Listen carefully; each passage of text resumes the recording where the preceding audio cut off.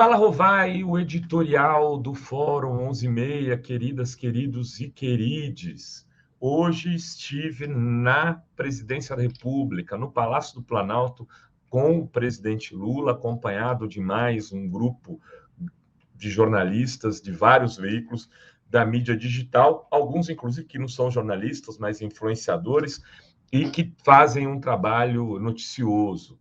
Foi um encontro muito interessante e eu vou então, aqui, fazer um resumo para vocês do que foi esse papo, o papo com o Lula. Né? Isso vai ser o thumb de hoje, o papo com o Lula.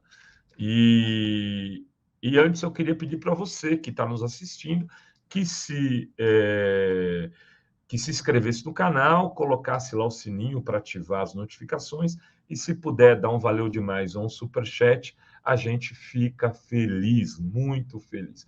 Vamos lá, eu fiz aqui anotações sobre o evento de hoje e vou então ler aqui um pouco do que anotei para vocês. Primeiro, participaram da entrevista o Lula, a Janja, que chegou depois, e o Paulo Pimenta, ministro da SECOM.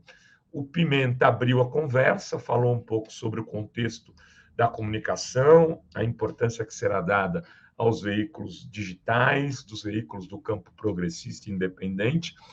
E aí passou a palavra para o Lula, que fez um discurso de uns 15 minutos, e eu anotei como pontos centrais. Primeiro, ele falou: olha, eu quero resolver as questões da educação, da saúde, da fome, eu ganhei para isso, meu compromisso com o social, um pouco do que ele já repetiu em vários outros eventos. Mas ele disse que o Brasil tem hoje 14 mil obras paradas, sendo 4 mil delas na educação, e que essas obras já estão com os laudos ambientais, orçamento aprovado, algumas orçamento interrompido, só colocar para funcionar, e que a prioridade deles será entregar essas obras, inclusive porque muitas delas são obras que eram prioridades, começaram no governo dele, da Dilma, e foram paradas porque o Bolsonaro não tinha interesse em investir nesses segmentos, por exemplo, como educação. Ele falou muita coisa da nossa época. E então a gente vai botar para rodar. Tocou na questão dos Yanomamis, falou: olha só, não dá para continuar desse jeito. A questão dos Yanomamis e do garimpo no Brasil é central, tanto do ponto de vista nacional como da repercussão internacional.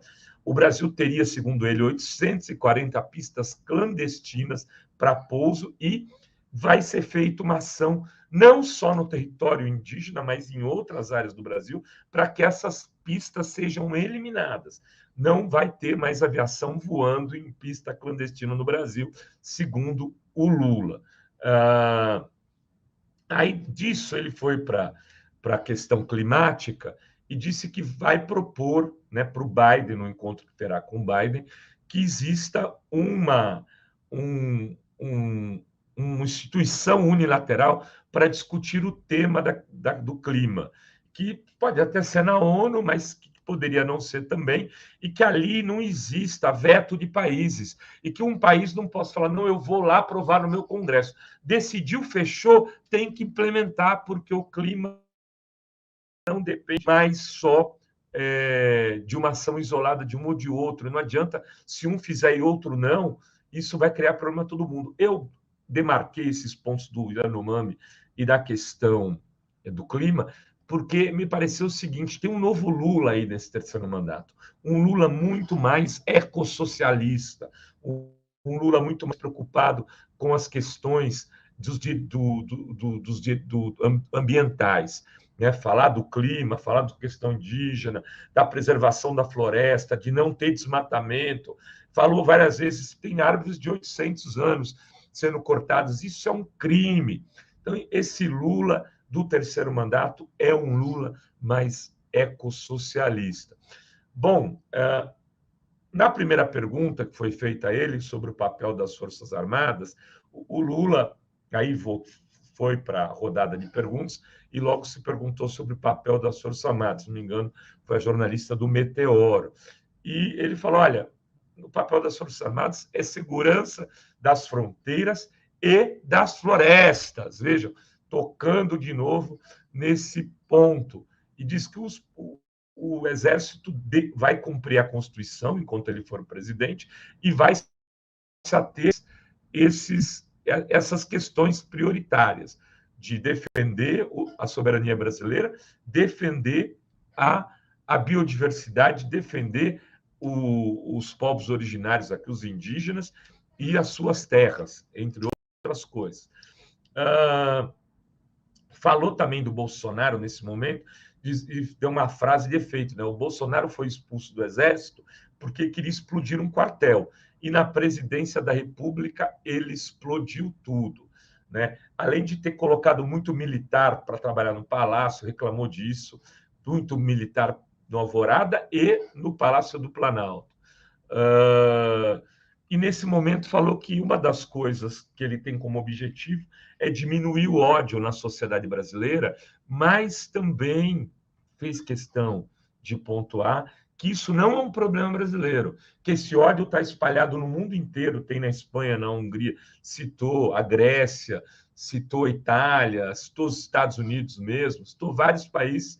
Isso não é um problema nacional que não se resolve em um mês. Vai ter que ser feito num grande esforço para que essa chamada aí por alguns polarização, eu não gosto dessa palavra, eu acho que nós temos um problema de crescimento da extrema-direita que quer sequestrar a democracia, quer acabar com a democracia. Isso não é polarização, porque não é dentro das quatro linhas. Mas ele falou que esse fenômeno não é nacional, né? A gente sempre fala isso aqui, inclusive. Não tem PT nos Estados Unidos e tem extrema-direita, e tem o Trump. Não tem PT na Hungria e tem o Orbán para fazer o que faz. Então, devagar com andor, e o Lula fez isso. O Haroldo, do Ceravolo, fez uma pergunta do Opera Mundi sobre se ele, no encontro com Biden, ia falar em reatar, se os Estados Unidos deveriam reatar com Cuba e Venezuela, ou parar de interditar eles nos organismos internacionais. Ele disse que o Lula sempre, o Brasil teve uma relação com Cuba e também com Venezuela, os governos dele, e que isso continuaria. O Brasil tem interesse na paz da América Latina e ele vai explicitar isso sempre para todos os presidentes da República, incluindo a reunião que o Biden vai ter com ele. Aí se falou de Lava Jato, se ele não tem constrangimento de ver lá o Moro no Senado, o Dallagnol no Congresso e outros membros, como a Damares e tal, como que vai ser a relação com esses deputados e senadores? O Lula disse, olha, não vai ter relação. Essas pessoas não constam na minha lista de deputados federais e senadores com as quais eu vou conversar. Para ele, zero. Então, ele deu uma lambada no lavajatismo de novo e no extremo bolsonarismo. Um outro colega perguntou sobre a questão dos militares, né? Inclusive da relação dele com o Múcio, né? Se o Múcio não estaria sendo muito calmo, muito devagar, deixando muito espaço para que as Forças Armadas desobedecessem ou passassem dos limites que a Constituição lhe dá. Ele falou que não, mas quando em relação à questão do 31 de março, que o Múcio, sim, fez uma declaração, o Lula falou que não tinha ouvido, dizendo, olha, vamos ter que ver, a gente tem que ter tranquilidade, já teve comemoração em outros momentos. O Múcio falou disso, o Lula falou que não tinha ouvido, mas que não vai ter. O Lula disse, não vai ter. Não tem esse papo. Já quando tive no governo, não teve isso de comemoração de Revolução de 31 de março. Se o companheiro Múcio falou alguma coisa nesse sentido, eu quero dizer que não vai acontecer comemoração de 31 de março do meu governo. Teve uma outra coisa importante, que foi fruto de uma pergunta dos nossos colegas do Tutameia, sobre a privatização da Eletrobras, e o Lula disse, olha, eu não tenho como entrar em detalhes sobre isso agora, não entrei na campanha, se a gente vai ou não tentar reaver a Eletrobras, mas eu quero dizer que o advogado-geral da União, tá, meu pedido, vai entrar na justiça para rever o contrato da Eletrobras. Vai entrar na justiça contra o contrato feito por Bolsonaro na Eletrobras. Por que eu estou destacando isso? Porque o Lula foi nos detalhes do contrato. Segundo ele, só tem uma pessoa na direção da Eletrobras do governo que tem 40%. E mais que isso, para recomprar ações e chegar a ter maioria de novo, o governo tem que pagar 3 vezes mais que qualquer agente do mercado, que é uma loucura, né? Imaginar que o governo federal não pode comprar ações. E está lá no contrato, então a AGU deve entrar com um pedido de revisão, né? Porque, na opinião do Lula, isso é um contrato absolutamente leonino.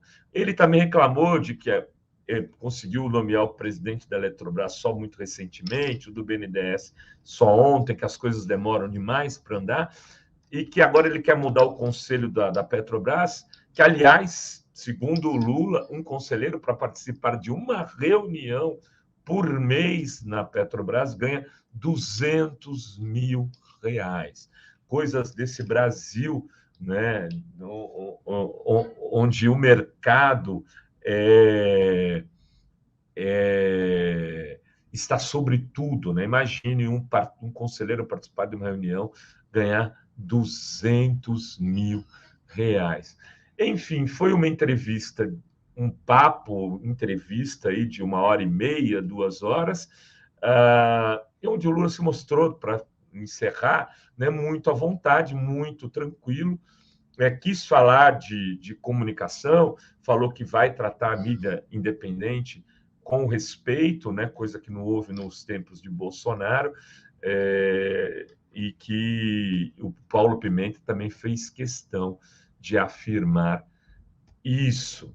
Eu acho que, de maneira geral, eu dei um resumo aqui bastante completo do que foi essa primeira entrevista do Lula no terceiro governo, né, com influencers, youtubers e alguns veículos da mídia digital, não só veículos progressistas, mas veículos da mídia digital como um todo. Nós, né, os mais veteranos que estávamos lá, já tivemos a oportunidade de entrevistar Lula em 2010, estávamos revendo, o Miro estava lá junto mostrando, o Eduardo Guimarães, então muitos de nós, depois de 12 anos, nos encontramos de novo numa entrevista com Lula no Palácio do Planalto, algo que durante um período dessa história do Brasil parecia impossível. E se realizou para mim, inclusive, que tive em Curitiba entrevistando Lula quando ele era vítima de uma prisão injusta pelo lavajatismo. Isso se torna um momento também histórico. Era isso que tínhamos para hoje neste Fala Rovai. Beijos a todas, todos e todes. Valeu!